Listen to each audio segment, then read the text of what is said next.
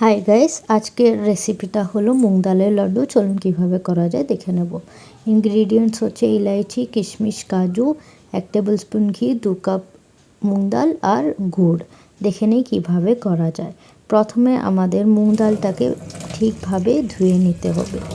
ধুয়ে নেওয়ার পর এটাকে একটু শুকিয়ে তারপরে কড়াইটা গরম করে এটাকে ভালো করে রোস্ট করে নিতে হবে, সুন্দর একটা গন্ধ আসা অবধি।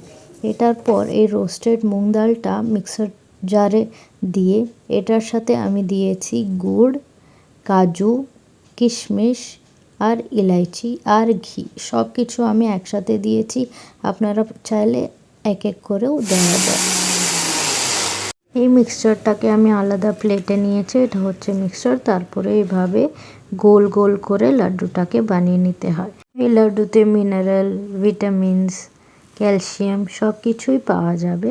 আপনারা খুব সহজে বাড়িতেও বানিয়ে নিতে পারবেন। আশা করি রেসিপিটা আপনাদের ভালো লেগেছে। ট্রাই করে আমাকে জানাবেন। Thank you.